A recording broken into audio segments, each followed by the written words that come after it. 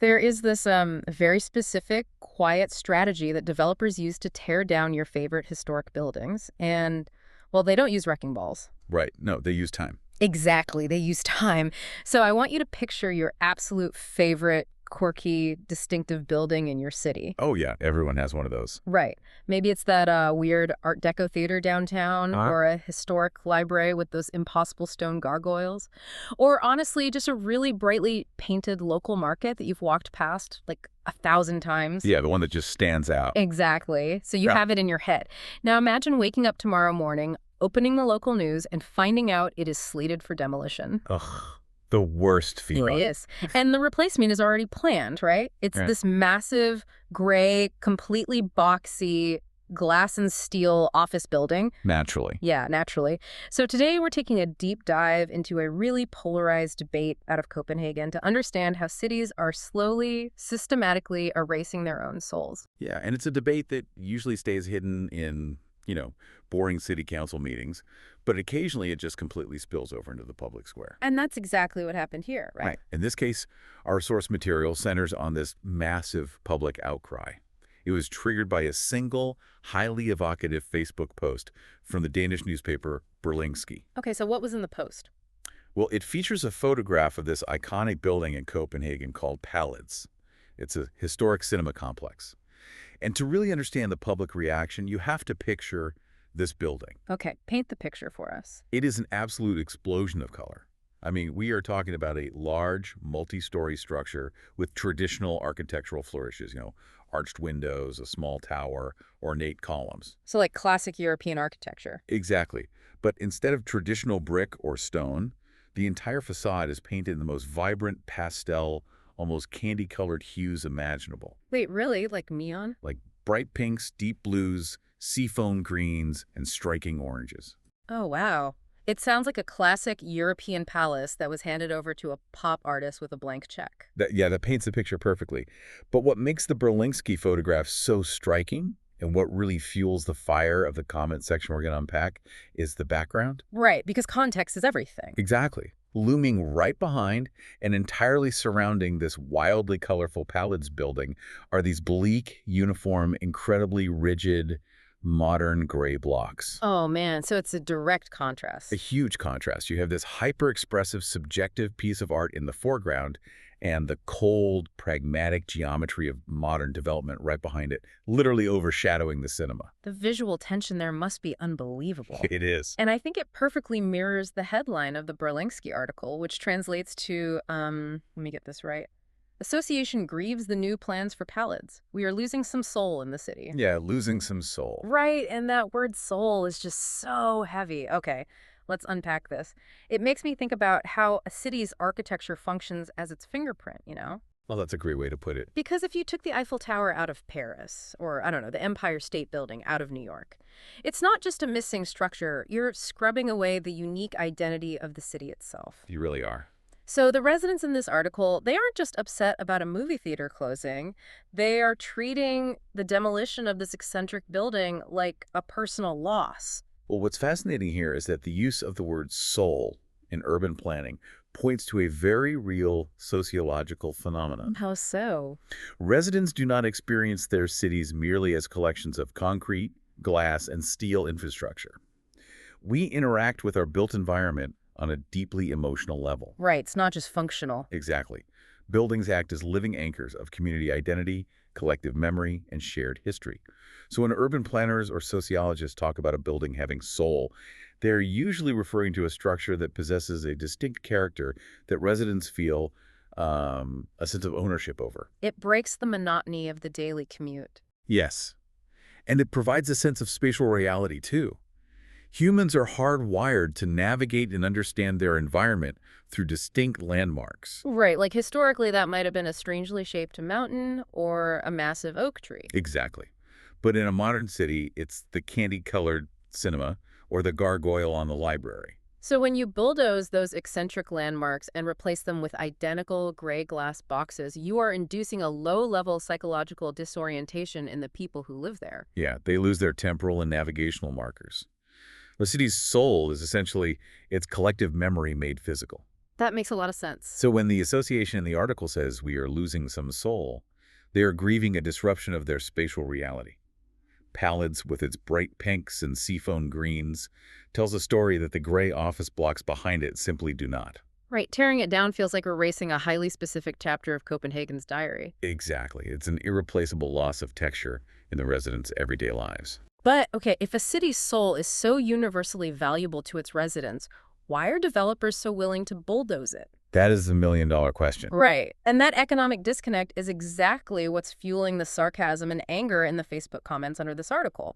When you dive into the thread, you immediately see two distinct battle lines drawn. Oh, the comments are intense. Very intense. In the first camp, you have this vitriolic rejection of modern architecture. People are pointing directly at those drab, boxy buildings in the background of the photo and laughing at the idea that they represent progress. Yeah, I remember Leivegard Bonneson's sarcastic comment about that. Exactly. And then another commenter, Sanjay Keseth, literally calls the choices in modern urban development a choice between plague or cholera. Oh, and she uses this vivid Danish term, ujenbag, which basically translates to an eyesore. Wow, that's pretty evocative. Right. Adding to the pile-on, Mette Steen Larsen flatly states that modern developers just can't manage to build quality architecture anymore. Well, sarcasm and anger are usually the first defense mechanisms when people feel completely powerless about the aesthetic direction of their own environment. That makes sense. They're looking at the candy-colored historic building, looking at the gray box slated to replace it, and feeling a profound level of disillusionment with the modern architectural establishment. But wait, I have to push back a little here. Aren't we just wearing rose-tinted glasses about the past? How do you mean? Like, we have to factor in survivorship bias, right? People love nostalgia. Yeah. We look at a gorgeous 19th century theater and think, wow, they built everything beautifully back then.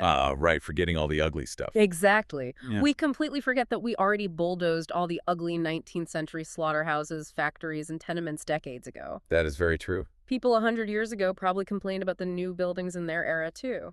So are modern developments genuinely lacking character compared to places like Palads? Or is this just generational bias? It's a great question. Survivorship bias absolutely plays a role in how we view historic architecture. Yeah. We only kept the masterpieces, so our sample size of the past is definitely skewed. Right. However, the frustration expressed in this comment section isn't just blind nostalgia. These residents are reacting to a very real, documented shift in the mechanics of how buildings are designed and constructed today. Okay, so there is a tangible difference now. Yes. The commenters claiming developers can't manage to build beautiful things are noticing the results of a process called value engineering. Okay, let's break down the mechanics of value engineering, because the shift from a building like Palads to a gray glass box isn't happening because architects suddenly lost their imaginations, right? No, not at all. It's a fundamental shift in economics. Precisely. To understand value engineering, you have to look at the shifting costs of construction over the last century. Okay. 100 years ago, materials were expensive and difficult to transport, but specialized artisan labor, stone carvers, masons, craftsmen, Right. was relatively abundant and cheap. Oh, wow. So labor was the cheap part. Right. You could afford to hire skilled workers to add ornate flourishes, arched windows, and detailed columns to a building. But today, that's completely flipped. Exactly. Today, global supply chains have made prefabricated materials like steel and plate glass incredibly cheap and easy to source. Conversely, highly specialized artisan labor is now astronomically expensive. So the financial incentive flips completely. You no longer design a building based on aesthetic flourishes. Right. You design it based on how quickly you can assemble cheap, prefabricated materials using the least amount of labor possible. The spreadsheet designs the building. The spreadsheet designs the building. I love that. It's true. In modern development, the driving force is maximizing the return on investment per square foot. Value engineering is the practice of systematically stripping away any architectural element that does not directly contribute to the building's structural integrity or its rentable square footage. So the art goes out the window first. Exactly. A developer figures out the most efficient shapes, which are invariably boxes, and the fastest construction methods. And the ornate flourishes, the varied materials, the unique, hyper-specific designs of a building like Palads. Those require bespoke labor and extra time. They simply cannot survive the modern value engineering process. It makes complete sense why the comment section is so angry then. When people claim modern developers can't manage quality architecture, it's not a lack of architectural talent. No, there are plenty of talented architects. Right. It's that the financial mechanics of modern real estate prohibit that talent from being utilized. The residents are grieving the reality that they're being forced to live inside a financial spreadsheet rather than a vibrant, textured city. Which brings a painful clarity to the debate.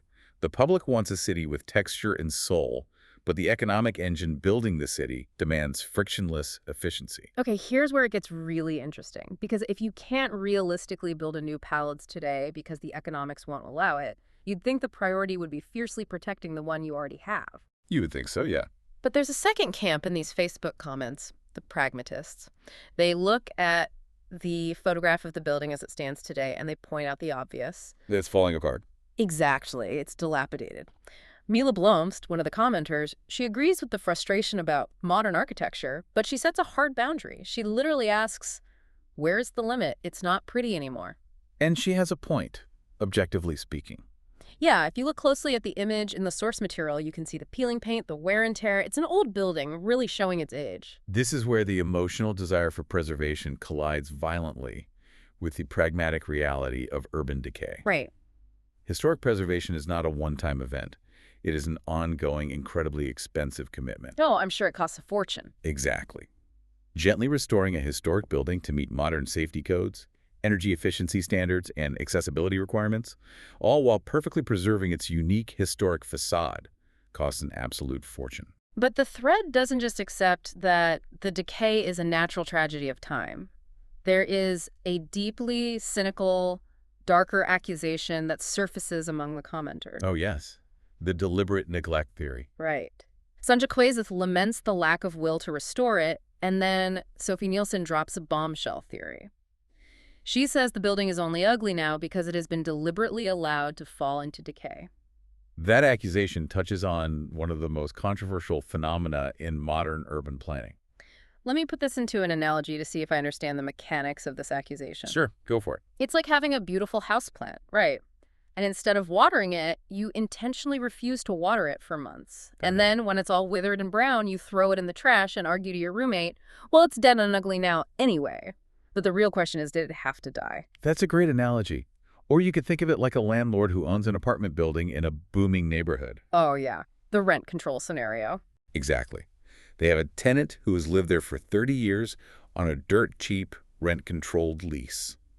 The landlord knows they could triple the rent with a new tenant, but they can't legally evict the current one. So what do? They just stop fixing the heating. They ignore the leaking roof. They let the hallways fill with trash. They make the environment so miserable that the tenant eventually gives up and leaves voluntarily.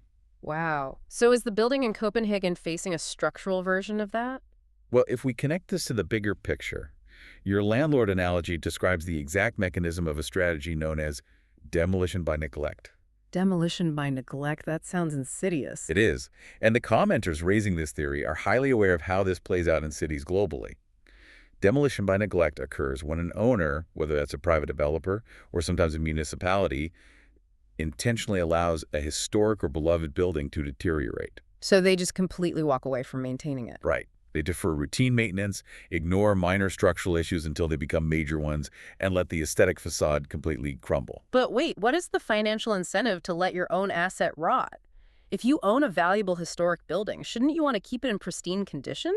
Because in modern urban real estate, the historic building is rarely the valuable asset. Wait, really? Then what is? The dirt underneath it is. The land the building sits on, and specifically the air rights above that land, hold the true value. Ah, the air rights. Exactly. Palads is a relatively low-slung multi-story cinema. If zoning laws in that area have changed to allow high-density development, a developer could potentially build a 20-story mixed-use glass tower on that exact same footprint. Oh, I see. The potential revenue of 20 stories of modern office and retail space completely dwarfs the revenue of an aging cinema. Okay, the conflict makes total sense now. The developer wants the land for a tower, but if they try to bring a wrecking ball to a pristine, candy-colored historic landmark that the entire city loves, the public outcry will be deafening. Right, there would be lawsuits, protests, politicians stepping in to block the permits. Exactly. Historic buildings often have community support or explicit legal protections that prevent outright demolition. But here's the loophole in many municipal codes. Oh, there's always a loophole. Always. While the law might prevent a developer from tearing a historic building down, the law often lacks the teeth to force the developer to maintain it. Wow. So time basically becomes the weapon. Time and weather. If you let a building sit unmaintained for a decade, two critical things happen. What's the first one? First, the structural integrity eventually degrades to the point where the building becomes a legitimate public safety hazard. A collapsing roof or an unstable foundation often overrides historic preservation laws.